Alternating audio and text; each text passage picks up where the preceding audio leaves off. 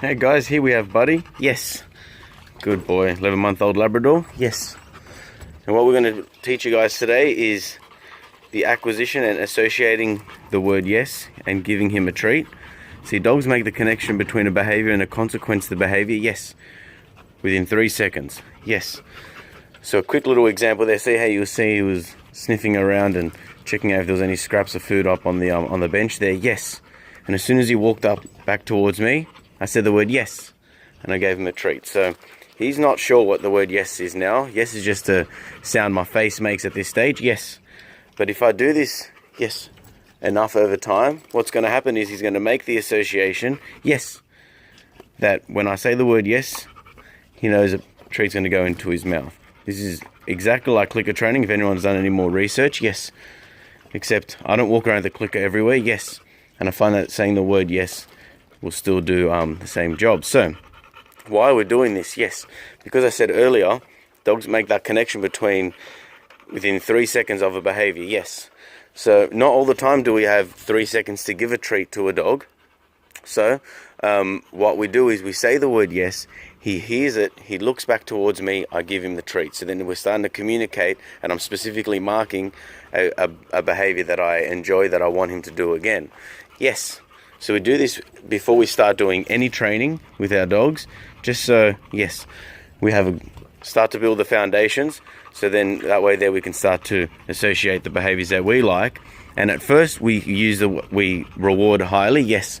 Then over time, we obviously have to wean off the treats and show him that he's not always going to get a treat for it, and he has to start working harder for his treats. Yes.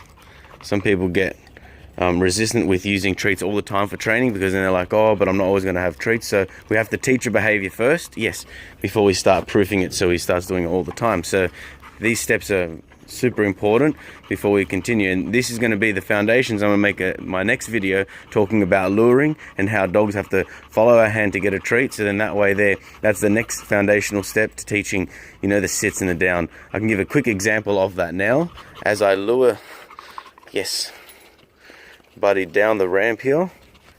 Yes. Like he was scared of the ramp just before. Good boy.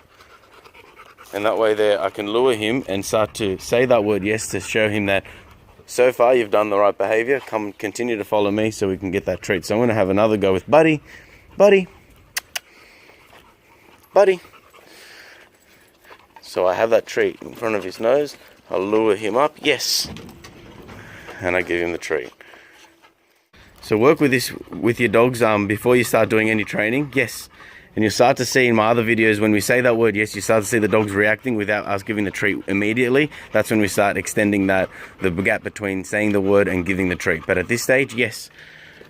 Now, a lot of people think yes becomes this like great word, and we say it without giving a treat. Yes is only for a treat, and we say good boy when we want to give pats and praise, and when he thinks I'm going to give him a treat. But we give him pats and love for saying good boy. Yes.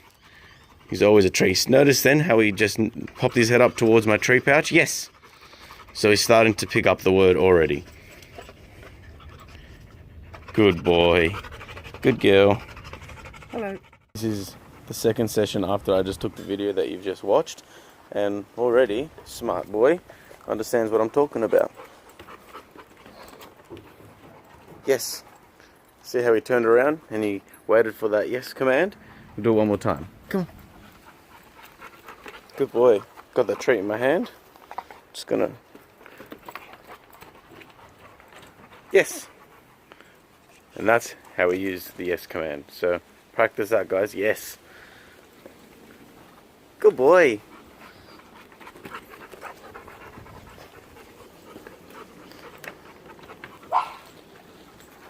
Yes. Yes.